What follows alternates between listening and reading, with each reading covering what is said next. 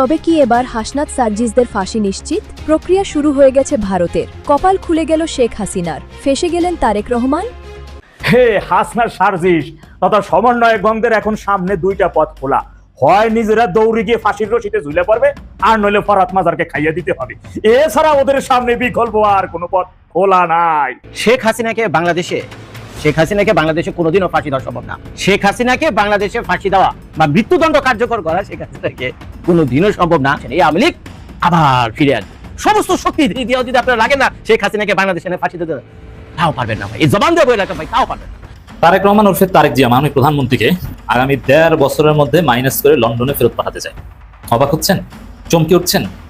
ঘটনা সত্য। যে আঙ্গুলে ঘি উঠে না, অনেক সময় আঙুলটা এমনি বাঁকাতে হয়। বিএনপি সরকার ইতিমধ্যে ভারতের সাথে সব ধরনের কূটনৈতিক শিষ্টাচার ভঙ্গ করে ফেলেছে। ভারতের উচিত এইবার আঙুলটা বাঁকা করে প্রচারণার বাস্তবতা কড়াই গন্ডায় বুঝিয়ে দেওয়া। আসসালামু আলাইকুম প্রিয় দর্শক, অন্যমঞ্চের আলাপ চাইতে আপনাদের সকলকে আমন্ত্রণ জানাচ্ছি। শেখ হাসিনাকে বাংলাদেশে কোনোদিনও ফাঁসি দেওয়া সম্ভব না, দুইটা কারণে। শেখ হাসিনাকে বাংলাদেশে ফাঁসি দেওয়া বা মৃত্যুদণ্ড কার্যকর করা শেখ হাসিনাকে কোনোদিনও সম্ভব না। আজকে শুধু দুইটা কারণ আমি আপনাদেরকে বলবো। নাম্বার 1, কি কারণে আপনারা শেখ হাসিনাকে বাংলাদেশে ফাঁসি দিতে পারবেন না বা মৃত্যুদণ্ড কার্যকর করতে পারবেন না।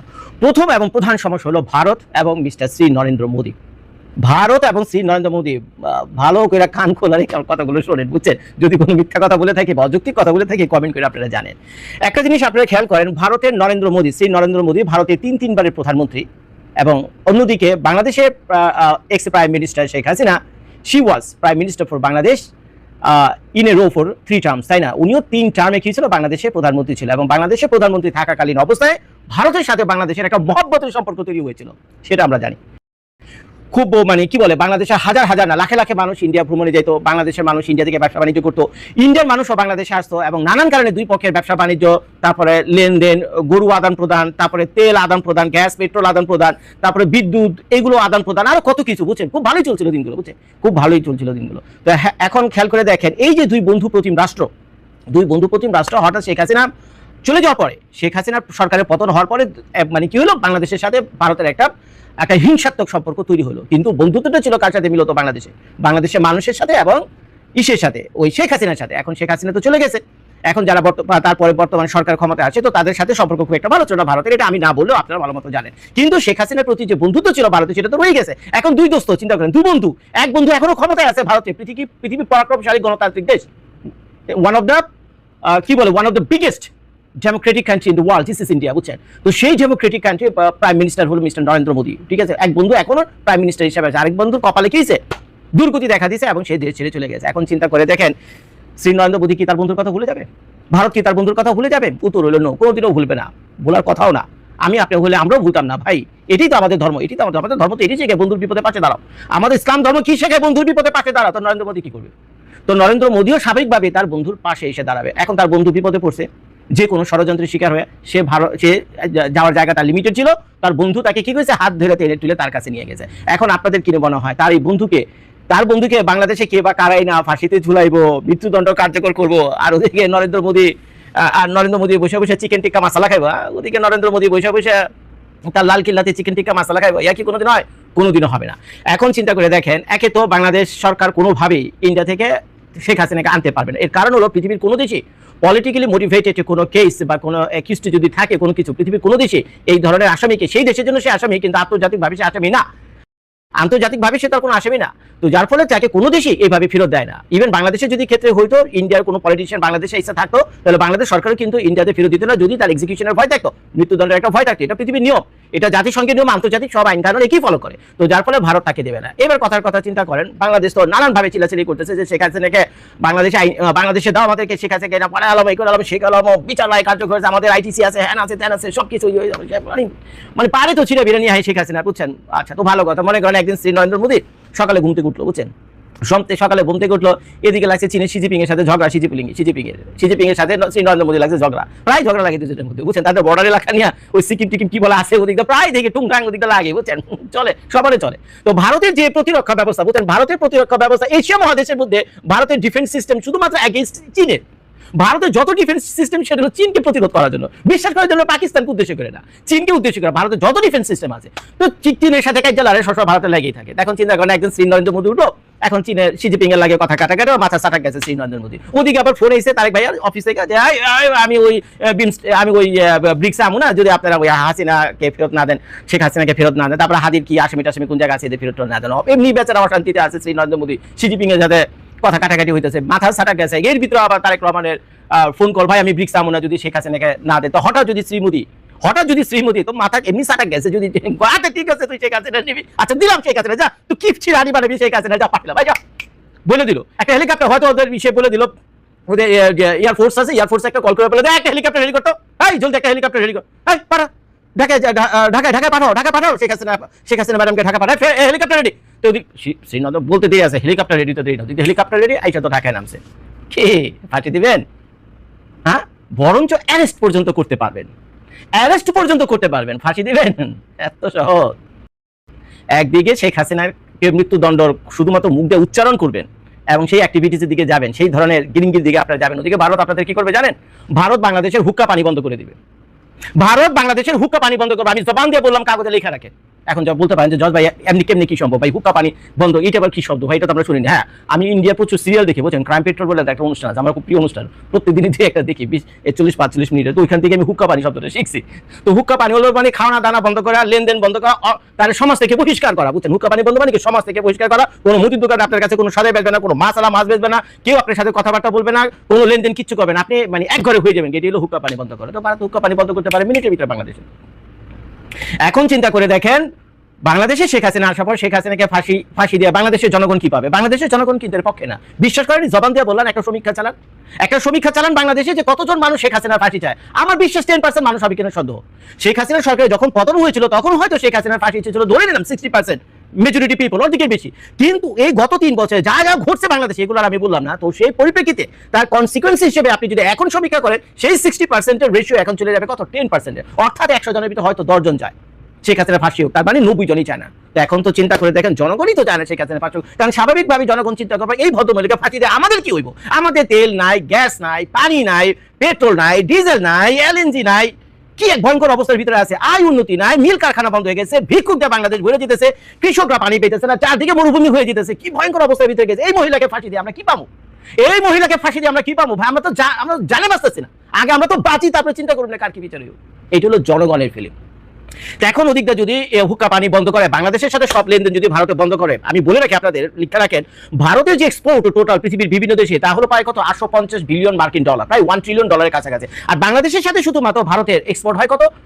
প্রায় 9 থেকে 10 বিলিয়ন ডলার, মানে 9 থেকে 10 বিলিয়ন ডলার। এখন মনে করেন ভারত যদি বাংলাদেশের সাথে আগামী 6 মাস এই 9 বিলিয়ন ডলারের ব্যবসা নাও করে, তারপরে তো ওইখানে তার 850 বিলিয়ন ডলার ব্যবসা আছে পৃথিবীর বিভিন্ন দেশের সাথে। কিন্তু এই 6 মাস যদি বাংলাদেশের সাথে ভারত ব্যবসা না করে, তো ভারতের ওই যে হুক্কা পানি বন্ধ, ওই হুক্কা পানি বন্ধ হওয়ার মতো অবস্থা হবে। ভারত থেকে কারেন্ট আসবে না, ভারত থেকে পেঁয়াজ আসবে না, ভারত থেকে কাঁচামরিচ আসবে না, ভারত থেকে টেক্সটাইলের কোনো র ম্যাটেরিয়ালস আসবে না, কিচ্ছু আসবে না। বাংলাদেশ চলবে কিভাবে? একের পর এক মিল ফ্যাক্টরি চোখের পলকে বন্ধ হতে থাকবে, গার্মেন্টস ইন্ডাস্ট্রিতে ধস নামবে, মিল কারখানা বন্ধ হয়ে যাবে, চারদিকে বেকারত্ব হাহাকার তৈরি হবে বাংলাদেশের ভিতরে। এর কারণ হলো বাংলাদেশ জন্মের পর থেকেই, বুঝছেন, জন্মের পর থেকেই স্বনির্ভর হওয়ার জন্য এই দেশটা যা করার দরকার ছিল, যতগুলো পলিটিক্যাল পার্টি আর্টিস্ট আছে ইভেন আওয়ামী পর্যন্ত, তারা বাংলাদেশকে সেভাবে করেনি, সেভাবে ডিজাইন করেনি বা সেভাবে চেষ্টা করেনি, সবাই এর জন্য কম বেশি দায়ী। তো যার ফলে বাংলাদেশ হলো টোটালি পরনির্ভর একটা রাষ্ট্র। তো সেই এখন এটা তো আমরাই করছি ভাই, এটা তো ভারতের সরকার, এটা আমরাই করছি, তো আমরা ভারতের উপর নির্ভরশীল হয়ে পড়ছি। তো যার ফলে ভারতের হুক্কা পানি বন্ধ করবেই, তার কোনো সমস্যা হলে।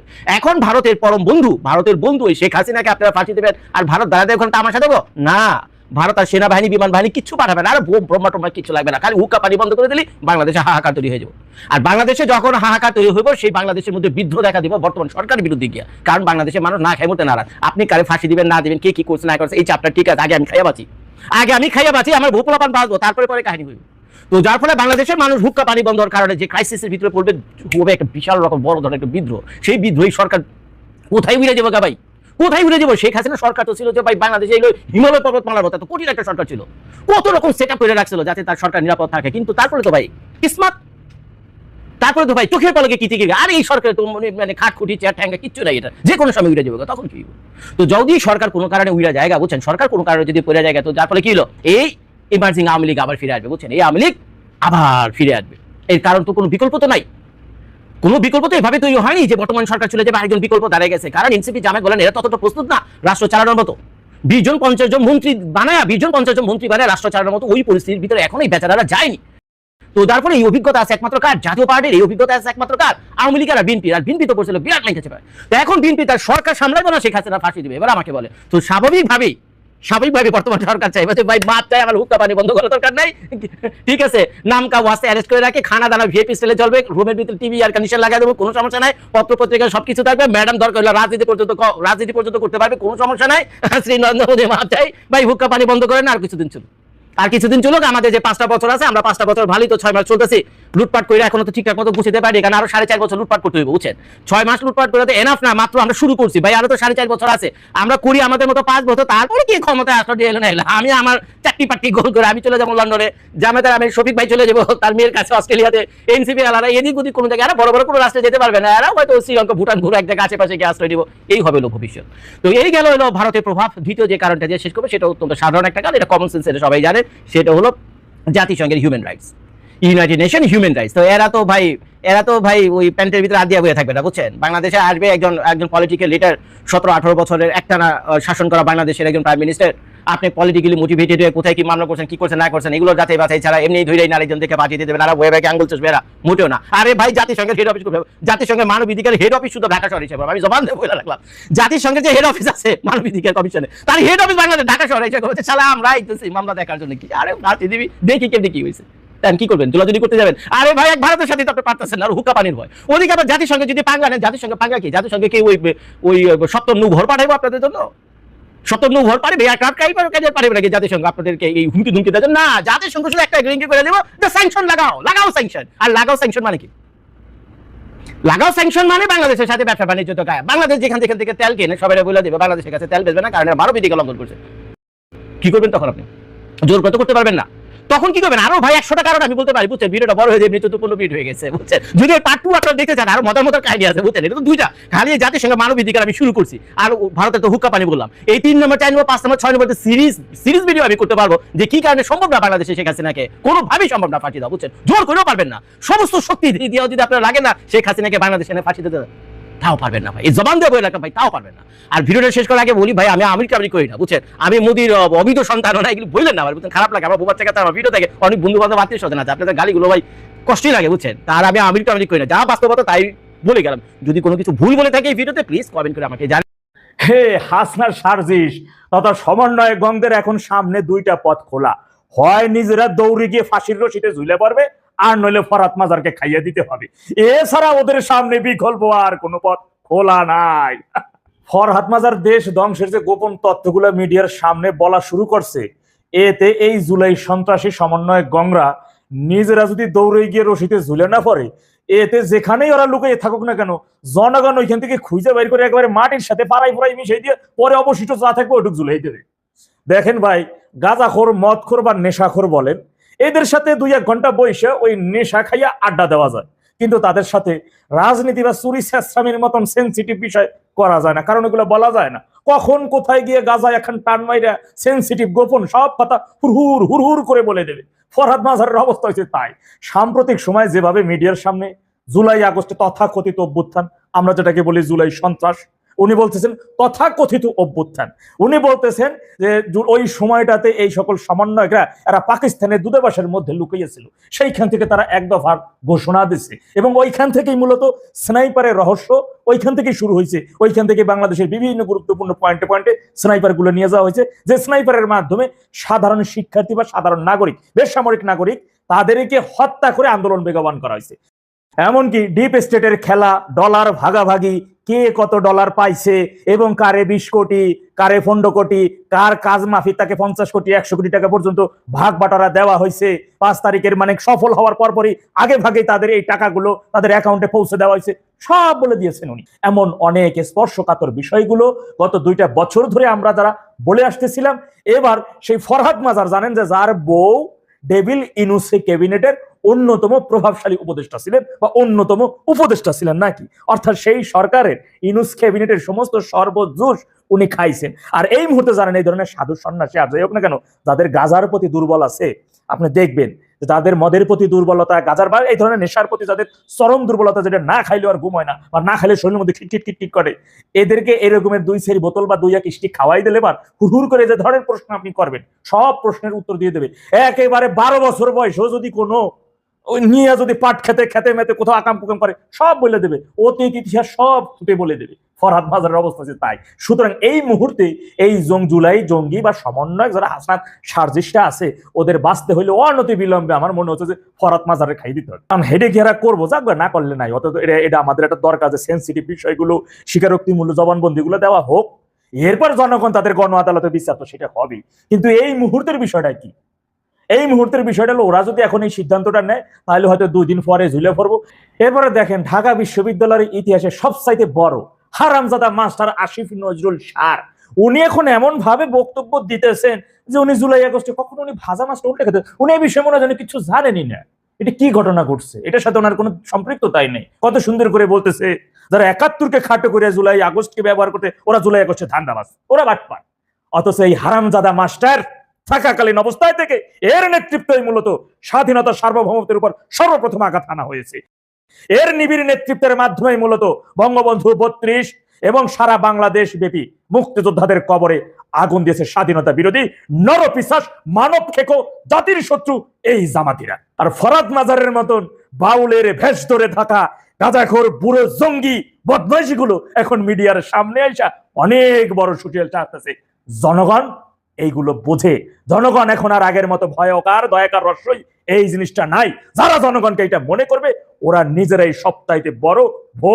সুতরাং এই সকল জঙ্গিরা জুলাই আগস্টের বিষয় যে সকল গোপন তথ্যগুলো আছে, যা আমরা ইতিপূর্বে আপনাদের সামনে উপস্থাপন করেছি, জনগণের সামনে তুলে ধরেছি, এটা ওরা স্বীকার করলেও এটা চিরন্তন সত্য, ওরা স্বীকার না করলেও চিরন্তন সত্য। তবে ওরা যে কটা প্রথম শ্রেণীর বুড়া ভাব রয়েছে, এই জঙ্গি ফরহাদ মাজার, আসিফ নজরুল সহ ডেভিল ইনুস গং, জুলাই সন্ত্রাসী, এদের প্রথম শ্রেণীর গুলাকে অবশ্যই ওদের স্বীকারোক্তিগুলো জনগণের সামনে ওরা নিজের মুখেই হুর করে বলবে। এরপরে ওদের শাস্তি দেশের জনগণ নিশ্চিত করবে ইনশাল্লাহ। ফাঁস বা স্বীকার করলেও ঝুলবে, না করলেও